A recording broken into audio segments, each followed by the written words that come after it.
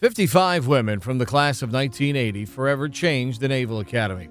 In 1976, history was made when the United States Naval Academy began to admit women into its academic institution. Since then, rapid and constant change has been seen throughout the years. One of the most visible changes has been found in athletics.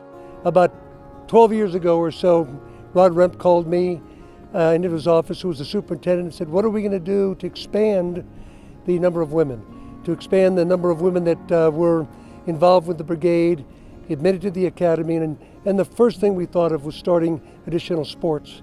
One women's varsity program that has really shined has been Navy Women's Lacrosse. The women's lacrosse team was founded in Navy in 2008. Prior to that, there were many successful years as a club program.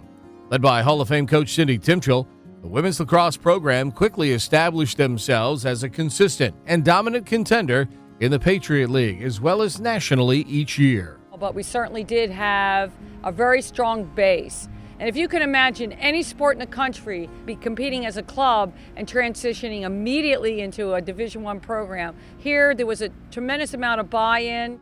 My freshman year was Cindy's first year, and so my dad wrote me a letter while I was in plebe summer with a newspaper clipping telling me she was going to be coaching, and I knew all about her. So I just figured it was kind of this, again, a unique opportunity to be a part of something, and I didn't really know how it would pan out, but obviously I never looked back, and it was the best decision I could have made. It was such a great experience. Obviously there's more than one thing specifically that attracted me to the academy. Just talking to a lot of the upper class on the team at the time, I really appreciated the camaraderie that the girls had on the team. It kind of seemed like everyone part of the women's lacrosse team were their best friends, someone they could turn to when they were having a rough day and stuff.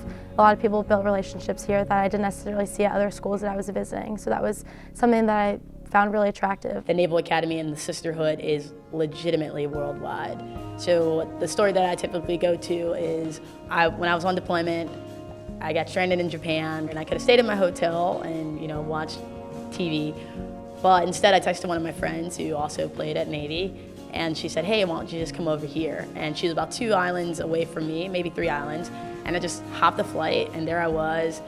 I met my friend, and I also met like 5 other Naval Academy graduates who were there.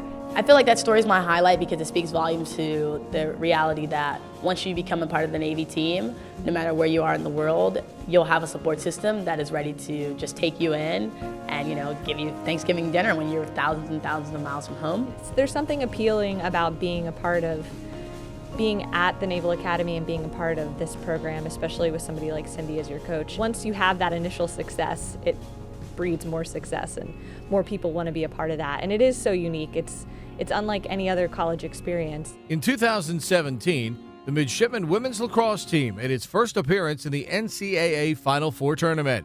That accolade was the first time any Women's Service Academy team made it to a Division I national semifinal.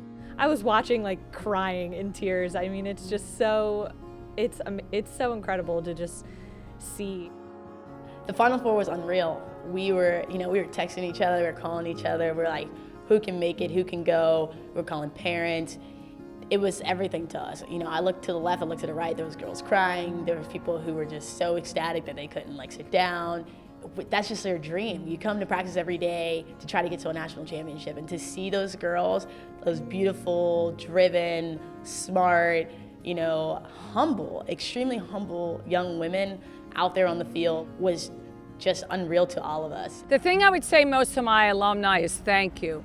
Thank you, thank you. Thank you for saying yes to Navy. Thank you for deciding with a leap of faith that the Naval Academy was the place that I should go to. I thank all of them for believing in that process, believing in the United States Naval Academy, believing in our athletics department and Chet Gladchuk, believing in the coaches and the captains and the leaders and the academic reps and the officer reps, that we could get this done here. That when I say get it done, I mean compete at the highest level. I want to thank our alum for knowing that a national championship is in our horizon, and it's the alums that led the way. The pioneers of Navy Women's Lacrosse. They are the ones that I am so grateful for, because today I sit here as a proud coach of the United States Women's Lacrosse Program, and thankful every day that they came here and they continue every single day to support our program.